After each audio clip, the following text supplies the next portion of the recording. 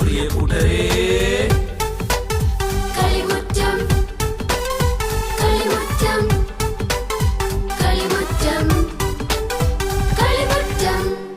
എല്ലാ കൊച്ചു കൂട്ടുകാർക്കും കളിമുറ്റത്തിന്റെ ഇന്നത്തെ എപ്പിസോഡിലേക്ക് സ്വാഗതം.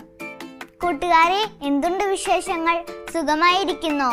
എങ്കിൽ നമുക്ക് സെഗ്മെന്റുകൾ സ്റ്റാർട്ട് ചെയ്യാം. ഓക്കേ, നമ്മുടെ ആദ്യത്തെ സെഗ്മെന്റ് എന്തായിരിക്കും? നമുക്കൊന്ന് കണ്ടു നോക്കിയാലോ കൂട്ടുകാരെ.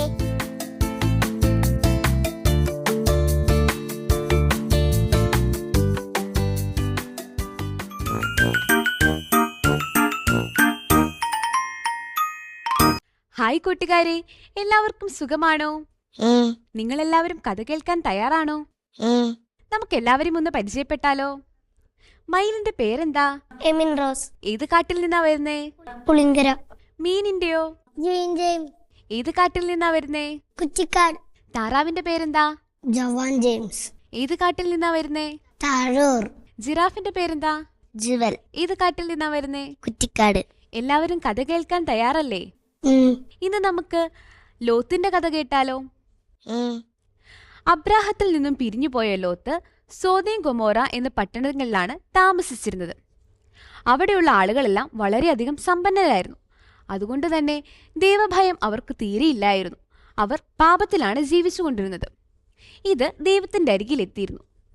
അങ്ങനെ ലോത്തിന്റെ നഗരത്തിലുള്ള ആളുകളെ ശിക്ഷിക്കുന്നതിനായി ദൈവദൂതൻ ഭൂമിയിലേക്ക് വന്നു. ദേവദൂതൻ ആദ്യം അബ്രാഹത്തിന്റെ അടുക്കിലെത്തി. അബ്രാഹത്തിന്റെ അരികിലെത്തിയ ദേവദൂതന്മാരെ അബ്രാഹം വലിയ വിരുന്നൊരുക്കി സ്വീകരിച്ചു. അവർ ഒരുമിച്ചിരുന്ന് ഭക്ഷണം കഴിച്ചു. ഭക്ഷണത്തിന് ശേഷം ദേവദൂതന്മാർ എഴുന്നേറ്റ് ലോത്തിന്റെ നഗരത്തിലേക്ക് പോകുവാൻ തയ്യാറായി. അപ്പോൾ ദേവദൂതൻ അബ്രാഹത്തിനോട് പറഞ്ഞു, ഞങ്ങൾ ലോത്തിന്റെ നഗരത്തിലേക്ക് പോകുകയാണ്. അവിടെയുള്ള ആളുകൾ വളരെയധികം പാപം ചെയ്യുന്നു. അതുകൊണ്ട് തന്നെ ആ നഗരത്തെ നശിപ്പിക്കുവാനാണ് ദൈവത്തിന്റെ പദ്ധതി. ഇത് കേട്ടതും അബ്രാഹം ദേവദൂതന്മാരോട് ചോദിച്ചു, ആ നഗരത്തിൽ 50 നീതിമാന്മാരുണ്ടെങ്കിൽ ആ നീതിമാന്മാരെയും ആ നഗരത്തിന്റെ കൂടെ നശിപ്പിക്കുമോ? അതോ ആ നീതിമാന്മാരെ പ്രതി ആ നഗരത്തെ രക്ഷിക്കുമോ? അപ്പോൾ ദേവദൂതന്മാർ അബ്രാഹത്തിനോട് പറഞ്ഞു, ആ 50 നീതിമാന്മാരെ പ്രതി ഞങ്ങൾ ആ നഗരത്തെ നശിപ്പിക്കുകയില്ല. അപ്പോൾ വീണ്ടും അബ്രാഹം ദേവദൂതന്മാരോട് ചോദിച്ചു, ആ 50-ൽ 5 പേര് കുറവാണെങ്കിലോ? അപ്പോൾ ദേവദൂതൻ അവരോട് മറുപടി പറഞ്ഞു, 45 പേരെ ഉള്ളെങ്കിൽ പോലും അവരെ പ്രതി ആ നഗരത്തെ ഞങ്ങൾ നശിപ്പിക്കുകയില്ല. അപ്പോൾ വീണ്ടും അബ്രാഹം ചോദിച്ചു, 30 പേരാണ് ആ നഗരത്തിലെ നീതിമാന്മാരെങ്കിലോ? അപ്പോൾ ദേവദൂതൻ പറഞ്ഞു, 30 പേരെ പ്രതി ഞങ്ങൾ ആ നഗരത്തെ നശിപ്പിക്കുകയില്ല. അപ്പോൾ പിന്നീട് വീണ്ടും അബ്രാഹം ദേവദൂതന്മാരോട് ചോദിച്ചു, 20 പേരെ ആ നഗരത്തിൽ നീതിമാന്മാരായി ഉള്ളുവെങ്കിലോ? അപ്പോൾ എന്തായിരിക്കും ദേവദൂതന്മാർ പറഞ്ഞിട്ടുണ്ടായിരിക്കുക? 20 പേരെ പ്രതിയും ആ നഗരത്തെ നശിപ്പിക്കുകയില്ല. അപ്പോൾ അബ്രാഹം ഒരിക്കൽ കൂടിയായി ചോദിച്ചു, ഞാൻ എന്തായാലും അങ്ങയോട് സംസാരിക്കുകയാണ്. ഞാൻ ഒരിക്കൽ കൂടി ചോദിക്കട്ടെ, ആ നഗരത്തിൽ 10 നീതിമാന്മാരെ ഉള്ളുവെങ്കിൽ അങ്ങ് ആ നഗരത്തെ നശിപ്പിക്കുമോ? അപ്പോൾ ദൈവം പറഞ്ഞു, 10 പേരെ പ്രതി ഞാൻ ഒരിക്കലും ആ നഗരത്തെ നശിപ്പിക്കുകയില്ല. അങ്ങനെ ലോത്തിന്റെ നഗരത്തിലേക്ക് ദേവദൂതന്മാർ യാത്ര തിരിച്ചു. ദേവദൂതന്മാർ വരുന്നു എന്നറിഞ്ഞപ്പോൾ തന്നെ ലോത്ത് നഗര കവാടത്തിൽ ഇവരെ സ്വീകരിക്കുന്നതിനായി എത്തിച്ചേർന്നു. ലോത്ത് അവരെയും സ്വീകരിച്ച് തന്റെ ഭവനത്തിലേക്ക് പോയി. അന്ന് രാത്രി ലോത്തിന്റെ ഭവനത്തിലാണ് ദേവദൂതന്മാർ താമസിച്ചത്. അവർ എല്ലാവരും ഭക്ഷണം കഴിച്ച് ഉറങ്ങുന്ന സമയമായപ്പോൾ ആ നഗരത്തിലുണ്ടായിരുന്ന എല്ലാ യുവാക്കളും പ്രായം ചെന്ന പുരുഷന്മാരെല്ലാവരും ലോത്തിന്റെ ഭവനത്തിന്റെ വാതിൽക്കൽ ഒരുമിച്ചുകൂടി. അവരെല്ലാവരും എന്തിനായിരിക്കും വന്നിരിക്കുന്നത്? പാപം ചെയ്യുന്നതിനായിട്ടായിരുന്നു. അപ്പോൾ ഉടനെ തന്നെ ലോത്ത് വീടിന്റെ പുറത്തിറങ്ങി വാതിലടച്ചിട്ട് അവരോട് പറഞ്ഞു, നിങ്ങൾ ഈ പാപം ചെയ്യരുത്. നിങ്ങൾ ദൈവത്തിന്റെ മുൻപിൽ പാപം ചെയ്യുകയാണ്. അത് വളരെയധികം തിന്മയാണ്. അതുമല്ല, ഇപ്പോൾ എൻ്റെ ഭവനത്തിലുള്ള 2 പേർ എൻ്റെ അതിഥികളാണ്. അവരോടൊരിക്കലും നിങ്ങൾ ഈ പാപം ചെയ്യുവാൻ പാടില്ല. അപ്പോൾ ആ നാട്ടുകാർക്ക് അതത്ര പിടിച്ചില്ല. അവർ ഉടനെ ലോത്തിനോട് ചോദിച്ചു, പുറത്തുനിന്ന് വന്ന ഒരാൾ ഞങ്ങളെ നീതി പഠിപ്പിക്കുകയാണോ? അവർ ഉടനെ ലോത്തിനെ ആക്രമിക്കുവാൻ തുടങ്ങി. അപ്പോൾ വീടിനകത്തുണ്ടായിരുന്ന ദേവദൂതന്മാർ ഉടനെ ലോത്തിനെ കയ്യിൽ പിടിച്ച് അകത്തേക്ക് വലിച്ച് വാതിലടച്ചു. അപ്പോൾ തന്നെ ദേവദൂതന്മാർ അവിടെ മുഴുവൻ ഇരുട്ടാക്കി. അപ്പോൾ പുറത്തുണ്ടായിരുന്നവർക്ക് ഒന്നും തന്നെ കാണുവാൻ സാധിച്ചില്ല. അവർ വാതിൽ എവിടെയാണെന്ന് ആ ഇരുട്ടത്ത് തപ്പിത്തടഞ്ഞു. അപ്പോൾ തന്നെ ദേവദൂതൻ ലോത്തിനോട് പറഞ്ഞു, നീ നിന്റെ കുടുംബത്തെയും ബന്ധുക്കളെയും വിളിച്ച് ഈ നാട്ടിൽ നിന്നും നാളെ അതിരാവിലെ തന്നെ ഇവിടെ നിന്ന് പുറപ്പെടുക. അങ്ങനെ ലോത്ത് അതിരാവിലെ തന്നെ എഴുന്നേറ്റ് തൻ്റെ മക്കളെ കല്യാണം കഴിക്കുവാനായിരുന്ന വീട്ടിൽ ചെന്ന് കാര്യം അവതരിപ്പിച്ചു. പക്ഷെ അവര് ഈ കാര്യത്തിലൊന്നും വിശ്വസിച്ചില്ല. ലോത്ത് വീട്ടിൽ തിരിച്ചെത്തിയതും വീട്ടിലുള്ള ആളുകൾക്കൊന്നും ആ നഗരം വിട്ടു പോകുവാൻ താല്പര്യമുണ്ടായിരുന്നില്ല. അതറിഞ്ഞ ദേവദൂതൻ അവരെ എല്ലാവരെയും നഗരത്തിന്റെ പുറത്തേക്ക് തള്ളിയിട്ടു. എന്നിട്ട് ദേവദൂതന്മാർ ലോത്തിനോട് പറഞ്ഞു, ഈ നഗരത്തെ നശിപ്പിക്കുവാനായി ദൈവം തീരുമാനിച്ചിരിക്കുന്നു. അതുകൊണ്ട് ആ കാണുന്ന മലമുകളിലേക്ക് നിങ്ങൾ ഓടിപ്പോവുക. അപ്പോൾ ലോത്ത് ദേവദൂതനോട് പറഞ്ഞു, ആ കാണുന്ന മലമുകളിലേക്ക് ഓടിക്കയറുവാൻ എന്റെ ആരോഗ്യം എന്നെ സമ്മതിക്കുകയില്ല. അതിനാൽ അടുത്ത് കാണുന്ന ആ പട്ടണത്തിലേക്ക് ഞങ്ങൾ ഓടിപ്പോയിക്കൊള്ളട്ടെ. അത് ഞാൻ സമ്മതിച്ചിരിക്കുന്നു. പക്ഷേ ഒരു കാര്യം നിങ്ങൾ ശ്രദ്ധിക്കണം. ഓടുന്നതിനിടയിൽ ആരും പുറകോട്ടേക്ക് തിരിഞ്ഞു നോക്കുവാൻ പാടുള്ളതല്ല. അവർ അത് സമ്മതിച്ച് അടുത്തുള്ള ഗ്രാമത്തിലേക്ക് ഓടിപ്പോകുവാൻ തുടങ്ങി. അങ്ങനെ അവർ ഓടി ഓടി ഓടി അടുത്തുള്ള ഗ്രാമത്തിലെത്തി. അപ്പോഴാണ് അവർ പുറകേക്ക് തിരിഞ്ഞു നോക്കിയത്. നോക്കിയപ്പോൾ അവർ താമസിച്ചിരുന്ന നഗരം മുഴുവൻ കത്തി നശിക്കുകയായിരുന്നു. പുക മാത്രമേ അവർക്ക് കാണുവാൻ സാധിച്ചുള്ളൂ. അപ്പോഴാണ് അവർ ശ്രദ്ധിച്ചത്, ലോത്തിന്റെ ഭാര്യയെ കാണുന്നില്ല. ലോത്തിന്റെ ഭാര്യ എന്ത് ചെയ്യുന്ന 2 മക്കളും ലോത്തും അങ്ങോട്ടും ഇങ്ങോട്ടും നോക്കി. എവിടെ പോയെന്ന് ആർക്കും പിടികിട്ടിയില്ല. പക്ഷെ എന്താ സംഭവിച്ചെന്നറിയാമോ? ലോത്തിന്റെ ഭാര്യ ഓടുന്നതിനിടയിൽ താൻ താമസിക്കുന്ന നാടും നഗരവും വീടുമെല്ലാം ഒരിക്കൽ കൂടി കാണുന്നതിനായി തിരിഞ്ഞു നോക്കിയപ്പോൾ എന്തു സംഭവിച്ചു? ലോത്തിന്റെ ഭാര്യ അവിടെ ഒരു ഉപ്പുതൂണായി മാറിത്തീർന്നു. ഇപ്പോഴും ഒരു സ്ത്രീയുടെ ഉപ്പുതൂണ് ആ നഗരത്തിലുണ്ടെന്നാണ് ആളുകൾ വിശ്വസിക്കുന്നത്. ആ തൂണിന്റെ അടിയിൽ ലോത്തിന്റെ ഭാര്യ എന്ന് എഴുതപ്പെട്ടിട്ടുമുണ്ട്. പക്ഷെ ലോത്തിന്റെയും മക്കളുടെയും പേടി മാറിയില്ല. അതുകൊണ്ട് തന്നെ ലോത്തും 2 മക്കളും മലമുകളിൽ പോയാണ് താമസിച്ചത്. ഈ കഥയിൽ നിന്ന് നിങ്ങൾക്ക് എന്താ മനസ്സിലായത്? നമ്മൾ മനുഷ്യരാണല്ലേ. മനുഷ്യർ പാപം ചെയ്യുക സ്വാഭാവികമാണ്. പക്ഷേ ആ പാപത്തിൽ നിന്നുള്ള മോചനമാണ് നമ്മെ നല്ല മനുഷ്യരാക്കി തീർക്കുന്നത്. അതുകൊണ്ട് തന്നെ നാം ചെയ്ത പാപങ്ങൾക്കെല്ലാം പരിഹാരമായി നാം പ്രായശ്ചിത്തം ചെയ്യുക വേണം. കൂട്ടുകാരെ, നിങ്ങൾക്ക് കാട്ടിലെ കൂട്ടുകാർ ഇഷ്ടമായോ? നല്ല രസമുണ്ടായിരുന്നില്ലേ പുള്ളിമാൻ പറഞ്ഞ കഥ കേൾക്കാൻ? കൂട്ടുകാരെ, എന്നാൽ നമുക്കൊരു വിശുദ്ധന്റെ വചനം കേട്ടാലോ?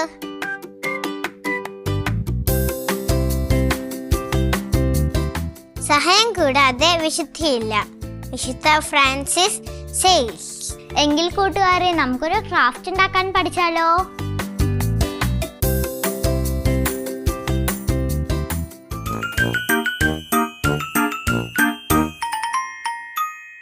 ഹായ് കൂട്ടുകാരെ, നമുക്കിന്നൊരു മാലാഖയെ ഉണ്ടാക്കാൻ പഠിച്ചാലോ?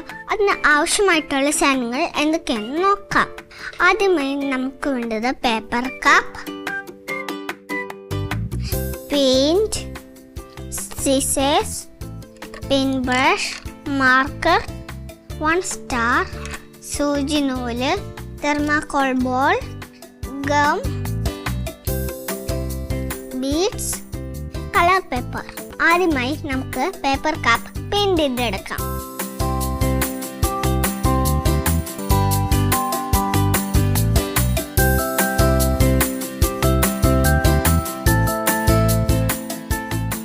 ഇനി നമുക്ക് മാലാഖയുടെ ചെറുകൊണ്ടാക്കാം.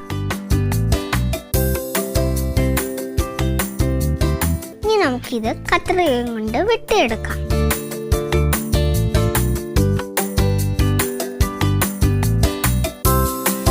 ഇനി നമുക്ക് മാലാഖയ്ക്ക് കണ്ണുമുക്കും കൊടുക്കാം.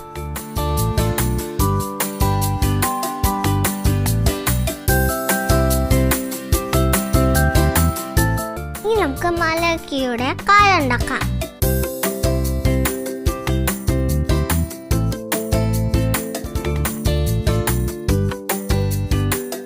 ഇനി നമുക്ക് മാലാഖയുടെ ചെറുക് പേപ്പർ കപ്പിൽ ഒട്ടിക്കാം.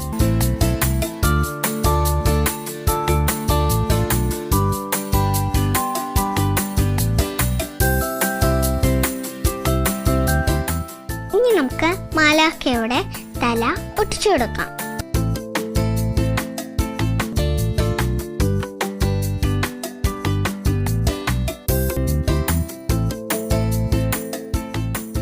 ഇനി നമുക്ക് മാലാഖയ്ക്ക് കൈ കൊടുക്കാം. ഇനി നമുക്ക് ഈ കൈ പേപ്പർ കപ്പിൽ ഒട്ടിക്കാം.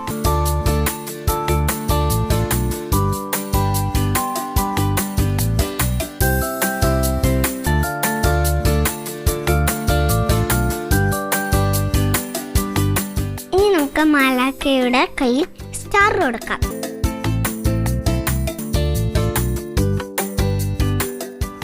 നമുക്ക് മലാഖയ്ക്ക് ക്രൗൺ കൊടുക്കാം.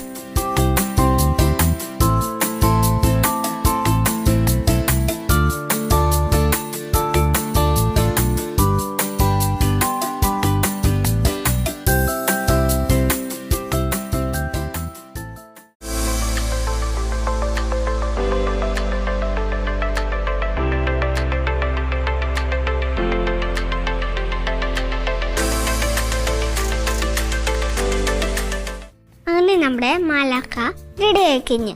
കൂട്ടുകാരെ, നിങ്ങൾക്കെല്ലാവർക്കും ഇത് ഇഷ്ടമായോ? ഇഷ്ടമായെങ്കിൽ നിങ്ങൾ വീട്ടിലിത് ചെയ്ത് നോക്കണേ. കൂട്ടുകാരെ, നമ്മളെ കാണാൻ ഒരു കുസൃതി കൊടുക്ക അവിടെ വെയിറ്റ് ചെയ്തിരിക്കുകയാണ്. ആരാണ് ആ കുസൃതി കൊടുക്ക? അന്നമോൾ. എങ്കിൽ നമുക്ക് അന്നമോളുടെ വിശേഷങ്ങൾ അറിഞ്ഞിട്ട് വന്നാലോ?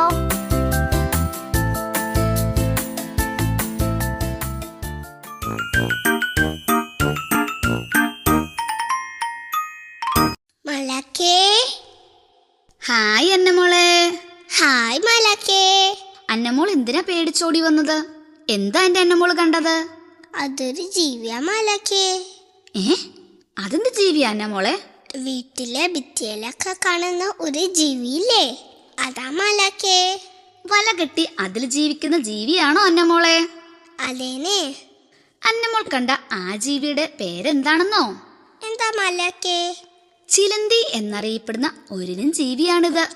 8 കാലുകളുള്ള ചിലന്തിക്ക് മറ്റൊരു പേര് കൂടിയുണ്ട് അന്നമോളെ. എന്താ അത്? 8 കാലി. നല്ല പേരാണല്ലോ അത്. പിന്നുണ്ടല്ലോ അന്നമോളെ, ഈ 8 കാലി അഥവാ ചിലന്തി ആള് പാവമാട്ടോ. അപ്പൊ അത് കടിക്കൂലേ? ഇല്ലല്ലോ അന്നമോളെ, അതൊക്കെ ആളുകൾ പറഞ്ഞു പരത്തുന്ന ഒരു കാര്യമാണെന്നേ. ലോകത്തിലാകമാനമായി 114 ചിലന്തി കുടുംബങ്ങൾ ഉണ്ട്. അതിൽ തന്നെ 3935 ജനുസുകളുമുണ്ട്. അങ്ങനെ ആകെ മൊത്തം 44,906ഓളം ചിലന്തികളെ ലോകത്തിന്റെ വിവിധ ഭാഗങ്ങളിലായി ശാസ്ത്രജ്ഞന്മാർ തിരിച്ചറിഞ്ഞിട്ടുണ്ട്. ചിലന്തികൾ 2 തരത്തിലുണ്ട്: വല നെയ്യുന്നവയും വല നെയ്യാത്തവയും. വല നെയ്യുന്നവരിൽ ചിലർ ഇരയെ പിടിക്കാൻ വേണ്ടിയും വേറെ ചിലരാണെങ്കിൽ കൂടുണ്ടാക്കാനും മുട്ടസഞ്ചി ഉണ്ടാക്കി കുഞ്ഞുങ്ങളെ സംരക്ഷിക്കാനുമാണ് വല നെയ്യുന്നത്. അത് കൊള്ളാമല്ലോ മാലാഖേ. വേറൊരു സംഗതി അന്നമോൾക്കറിയണോ? എന്താ മാലാഖേ? നമ്മുടെ നാട്ടിൽ കാണുന്ന സാധാരണ ചിലന്തികൾക്ക് 8 കണ്ണുകളുണ്ട്. എന്താമോ, 8 കണ്ണുകളോ? അതെന്നെ, 4 വീതമുള്ള 2 നിരയായാണ് അത്തരം ചിലന്തികളുടെ കണ്ണ്. മറ്റുള്ള ചിലന്തികൾക്ക് 2, 4, 6 കണ്ണുകളാണ് ഉള്ളത്. രാത്രി കാഴ്ചയ്ക്കും പകൽ കാഴ്ചയ്ക്കും വെവ്വേറെ കണ്ണുകളാണ് ചിലന്തികൾ ഉപയോഗിക്കുന്നത്. എന്നാൽ ഗുഹകളിൽ കാണുന്ന ഇനം ചിലന്തികൾക്ക് കണ്ണുകളേ ഇല്ല. പാവങ്ങൾ. അത്ര പാവമൊന്നുമല്ല ഇന്ത്യക്ക് പുറത്തെ രാജ്യത്തുള്ള ചില ഇനം ചിലന്തികൾ. മനുഷ്യർക്ക് ഹാനികരമായ വിഷമുള്ള 3 തരം ചിലന്തികൾ ലോകത്തുണ്ട് അന്നമോളെ. അതെവിടെയാ മാലാഖേ ആ ചിലന്തി ഉള്ളത്? വടക്കേ അമേരിക്കയിലും തെക്കേ അമേരിക്കയിലും യൂറോപ്പിലുമുള്ള റെക്യൂസ് ചിലന്തിയും ഓസ്ട്രേലിയയിലെ ഫണൽ ചിലന്തിയുമാണ് വിഷമുള്ള ചിലന്തികൾ. ഈ ചിലന്തികൾ എങ്ങനെയാ മാലാഖേ വലയുണ്ടാക്കുന്നത്? ചിലന്തികളുടെ വയറ്റിൽ 7 തരം സിൽക്ക് നൂൽ ഗ്രന്ഥികളുണ്ട്. ചിലന്തികളുടെ നൂൽ ഉൽപാദന അവയവമായ കൃബല്ലത്തിലൂടെ വളരെയേറെ പ്രത്യേകതകളുള്ളതും പെട്ടെന്ന് ഒട്ടിപ്പിടിക്കുന്നതുമായ സിൽക്ക് നൂലുകൾ പുറത്തേക്ക് വരും. അങ്ങനെ പുറത്തു വരുന്ന നൂലുകൾ പിരിഞ്ഞിരിക്കുന്നതിനായി ചിലർക്ക് കാലിന്റെ അറ്റത്തായി ചീപ്പ് പോലെയുള്ള പല്ലുകളുണ്ട്. സാധാരണയായി അന്നമോൾ കാണുന്ന ഒരു ചിലന്തി നൂൽ ആയിരക്കണക്കിന് ചെറുനൂലുകൾ പിരിച്ചു ചേർത്ത് ഉണ്ടാക്കിയവേ അന്നമോളെ. വല നെയ്യുന്ന ചിലന്തികളുടെ കാലുകളുടെ അറ്റത്തായി 3 നഖങ്ങളുണ്ട്. അതിൽ നടുവിലുള്ള ചെറിയ നഖങ്ങൾ ഉപയോഗിച്ചാണ് വലയിലൂടെ ചിലന്തികൾ നടക്കുന്നത്. വല കെട്ടാത്ത ചിലന്തികളിൽ കാലുടെ അറ്റത്ത് കട്ടിയുള്ള രോമങ്ങൾ കൂടിച്ചേർന്നിരിക്കും. അതുപയോഗിച്ചാണ് അവർ ഭിത്തിയിലൂടെയും മറ്റു മിനുസമുള്ള പ്രതലങ്ങളിലൂടെയും നടക്കുന്നത്. അപ്പോ ഈ ചിലന്തികൾ ഒരു സംഭവമാണല്ലേ? അത് പിന്നെ പറയാനുണ്ടോ? എങ്കിൽ എന്റെ അന്നമ്മൾ ചിലന്തികളെ പേടിക്കാതെ വേഗം വീട്ടിലേക്ക് പൊയ്ക്കോട്ടോ. ഇപ്പൊ എന്റെ പേടി പോയി മാലാഖേ. മിടുക്കി. എങ്കിൽ പിന്നെ കാണാം അന്നമോളെ. ബൈ മാലാഖേ. ബൈ അന്നമോളെ. ബൈ. കൂട്ടുകാരെ, അന്നമോളുടെ വിശേഷങ്ങൾ അറിഞ്ഞില്ലേ? എന്നാൽ നമുക്കൊരു ബൈബിൾ വചനം കാണാതെ പഠിച്ചാലോ?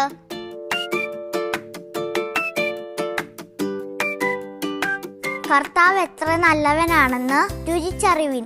സങ്കീർത്തനം 38:4. കൂട്ടുകാരെ, ഈ ആഴ്ച ബർത്ത്ഡേ ആഘോഷിക്കുന്ന കൂട്ടുകാർ ആരൊക്കെയാണെന്ന് നോക്കിയാലോ?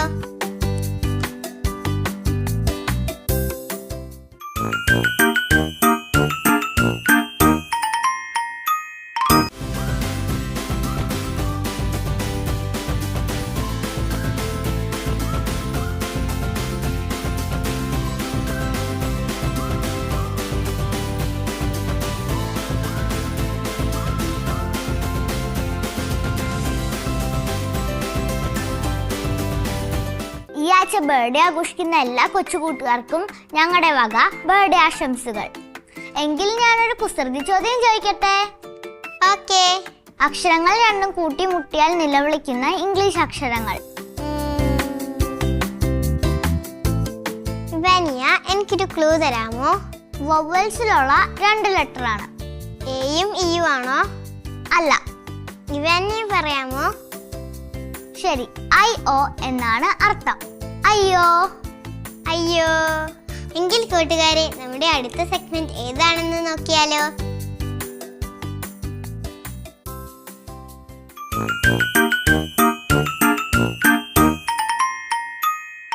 എന്റെ എല്ലാ കൊച്ചു കൂട്ടുകാർക്കും നമസ്കാരം. എന്റെ പേര് ആൻഡ്രിയ ചൊമ്മ. വിശ്വജ്യോതി സ്കൂളിൽ 3rd സ്റ്റാൻഡേർഡിലാണ് ഞാൻ പഠിക്കുന്നത്. കഥകൾ കേൾക്കാനും ഇഷ്ടമാണെങ്കിൽ ഞാനൊരു കഥ പറഞ്ഞു തരട്ടെ. ഞാൻ പറയാൻ പോകുന്ന കഥ ബൈബിളിലെ അതിമനോഹരമായ ദാവീദിന്റെയും ഗോലിയാത്തിന്റെയും കഥയാണ്. പണ്ട് ബത്ലഹേം എന്ന നാട്ടിൽ ദാവീദ് എന്ന ഒരു ബാലകൻ ജീവിച്ചിരുന്നു. അവന് 8 സഹോദരന്മാരുണ്ടായിരുന്നു. 8 സഹോദരന്മാരിൽ അവനായിരുന്നു ഇളയവൻ. പിതാവിന്റെ ആട്ടിൻപറ്റങ്ങളെ നോക്കുന്നതായിരുന്നു അവന്റെ ജോലി. അതിമനോഹരമായി തമ്പുരാൻ മീട്ടി പാട്ടുപാടുവാൻ അവന് അറിയാമായിരുന്നു. അതുമാത്രമല്ല, കല്ലുകളും തെറ്റാലിയും ഉപയോഗിച്ച് ആട്ടിൻപറ്റങ്ങളെ ഉപദ്രവിക്കാൻ വരുന്ന മൃഗങ്ങളെ ഓടിപ്പിച്ചു വിടുമായിരുന്നു. ഒരു ദിവസം സൗൽ രാജാവിന്റെ കൊട്ടാരത്തിൽ നിന്ന് ഒരു ഭടൻ വന്ന് പറഞ്ഞു, രാജാവ് വളരെയധികം കോപിതനാണ്. രാത്രിയിൽ ഉറങ്ങുന്നതിന് ഒന്നും സാധിക്കുന്നില്ല. അതിനാൽ രാജാവിനെ സന്തോഷിപ്പിക്കാൻ നിനക്ക് ഒന്ന് തമ്പുരാൻ മീട്ടാമോ? അവൻ ശരി എന്ന് ഉത്തരം നൽകി. അങ്ങനെ തമ്പുരാൻ മീട്ടി രാജാവിനെ സന്തോഷിപ്പിച്ച ദാവീദിനോട് രാജാവ് ചോദിച്ചു, നിനക്ക് ഈ രാജകൊട്ടാരത്തിൽ താമസിക്കാമോ? അവൻ ശരി എന്ന് ഉത്തരം നൽകി. അങ്ങനെ ഇരിക്കെ പലസ്തീനക്കാർ ഇസ്രായേൽ നഗരം ആക്രമിക്കാൻ വരുന്നു എന്ന വിവരം സൗൽ രാജാവിന് ലഭിച്ചു. പലസ്തീനക്കാരെ തടയാനായിട്ട് സൗൽ രാജാവ് തൻ്റെ പടകളെ പടക്കളത്തിലേക്ക് അയച്ചുവിട്ടു. ഒരു ദിവസം പിതാവിന്റെ ആഗ്രഹപ്രകാരം ദാവീദ് തൻ്റെ സഹോദരന്മാർക്ക് ഭക്ഷണവുമായി പുറപ്പെട്ടു. ദാവീദിനെ കണ്ട സഹോദരന്മാർ ചോദിച്ചു, നീ എന്തിനാണ് ഇവിടെ വന്നത്? ഇവിടെ അതിഭയങ്കരമായ ഒരു യുദ്ധം നടക്കാം. നീ വേഗം തിരിച്ചു പോകണം. തൻ്റെ സഹോദരന്മാരുടെ ഭയം കണ്ട് ദാവീദ് കാര്യം തിരക്കി. എന്നിട്ട് അവരുടെ ഭയം കണ്ട് ദാവീദ് രാജാവിൻ്റെ അടുത്ത് ചെന്ന് ചോദിച്ചു, എനിക്ക് ഗോലിയാത്തുമായി യുദ്ധം ചെയ്യാൻ ഞാൻ തയ്യാറാ. കാരണം ദാവീദിന് ദൈവത്തെ വളരെയധികം വിശ്വാസം ഉണ്ടായിരുന്നു. ദൈവം ഇസ്രായേൽ നഗരം യുദ്ധത്തിൽ നിന്ന് രക്ഷിക്കും എന്ന് അവൻ ഉറച്ചു വിശ്വസിച്ചു. സൗൽ രാജാവ് എന്നിട്ട് പറയാം, ഗോലിയാത്താണെങ്കിൽ 10 അടി ഉയരമുള്ള ഒരാൾ, നീയോ വെറും ഒരു ബാലൻ. പക്ഷേ ദാവീദിന്റെ ധൈര്യം ദൈവത്തിലുള്ള വിശ്വാസം കണ്ട് സൗൽ രാജാവ് എന്നിട്ട് യുദ്ധത്തിനായി സമ്മതിച്ചു. അവൻ നദീതീരത്തിൽ നിന്ന് കുറെ കല്ലുകൾ ഒരു വെള്ളത്തൂവാലയിൽ സൂക്ഷിച്ചു. എന്നിട്ട് നേരെ ഗോലിയാത്തിന്റെ അടുത്ത് ചെന്ന്. ഗോലിയാത്ത് അവനെ കണ്ടപ്പോൾ കുടുകുടാ ചിരിച്ചു. എന്നിട്ട് ചോദിക്കുക, നീയാണോ എൻ്റെ ഒപ്പം യുദ്ധം ചെയ്യാൻ വരുന്നത്? ദാവീദ് എന്നിട്ട് ഉച്ചത്തിൽ പറഞ്ഞു, അതെ, ഞാൻ തന്നെ. എൻ്റെ ദൈവത്തിന്റെ നാമത്തിൽ നിന്റെ ഒപ്പം യുദ്ധം ചെയ്യാൻ ഞാൻ തയ്യാറാ. അവൻ സൂക്ഷിച്ചു വെച്ച കല്ലും തെറ്റാലിയും എടുത്ത് ഗോലിയാത്തിന്റെ നെറ്റിയിലേക്ക് തൊടുത്തു വിട്ടു. കാറ്റിന്റെ ശക്തിയാൽ ഗോലിയാത്തിന്റെ നെറ്റിയിലേക്ക് കല്ലുകൾ ആഞ്ഞടിച്ചു. ഗോലിയാത്താണെങ്കിൽ തറയിലേക്ക് കമന്നടിച്ചു വീണു. അങ്ങനെ ദാവീദ് ഗോലിയാത്തിനെ യുദ്ധത്തിൽ നിന്ന് തോൽപ്പിച്ചു. കൂട്ടുകാരെ, ഈ കഥയുടെ ഗുണപാഠം എന്താന്ന് വെച്ചാൽ, ദൈവത്തിൽ നല്ല വിശ്വാസം ഉണ്ടെങ്കിൽ ഏത് പരീക്ഷകളിലും നമുക്ക് വിജയിക്കാൻ പറ്റും. Thank you. കൂട്ടുകാരെ, നമ്മുടെ കൊച്ചു കൂട്ടുകാരി പറഞ്ഞ കഥ നിങ്ങൾക്ക് എല്ലാവർക്കും ഇഷ്ടമായോ? നല്ല മെസ്സേജ് ഉള്ള ഒരു കഥയില്ലായിരുന്നു നമ്മുടെ കൊച്ചു കൂട്ടുകാരി പറഞ്ഞേ. എങ്കിൽ ഇവാനിയ, ഞാൻ ഇവാനിയോട് ഒരു കുസൃതി ചോദ്യം ചോദിക്കട്ടെ? ആ, ചോദിച്ചോളൂ. ഹിന്ദിക്കാർ പോക്കറ്റിലിടും, മലയാളികൾ അടുപ്പിൽ വെക്കും. ഏതാണ് അതിന്റെ ഉത്തരം? വിറകാണോ? അല്ല. കലമാണോ? അതെ. ഹിന്ദിയിൽ കലമെന്ന് പറഞ്ഞാൽ പെന്നാണ് അതിന്റെ അർത്ഥം. അതെനിക്കറിയായിരുന്നു, കാരണം ഞാനത് ക്ലാസ്സിൽ പഠിച്ചിട്ടുള്ളതാ. ആണോ? ഇന്ന് കളിമുറ്റത്തിൽ 6 വരച്ച പടം വരയ്ക്കും സെലക്ട് ചെയ്തിരിക്കുന്നത്.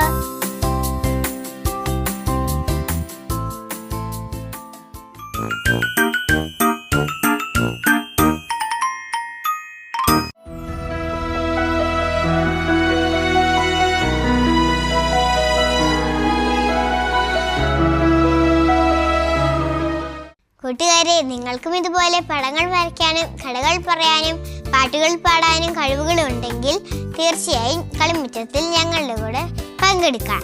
അതിനായി ഞങ്ങളെ കോൺടാക്ട് ചെയ്യേണ്ട address: the producer, Kalimuttam, divine vision, divine retreat centre, Muringoor PO, Chalakudy, Thrissur. Pin 680309. Email kalimuttmgtv24@gmail.com. Phone 8606460033. കൂട്ടുകാരെ, നിങ്ങൾക്ക് ഇന്നത്തെ കളിമുറ്റത്തിന്റെ എപ്പിസോഡ് ഇഷ്ടമായോ? എങ്കിൽ അടുത്ത ആഴ്ച ഞങ്ങൾ ഇതിനും നല്ല എപ്പിസോഡുമായി വീണ്ടും വരും. അതുവരേക്കും ബൈ.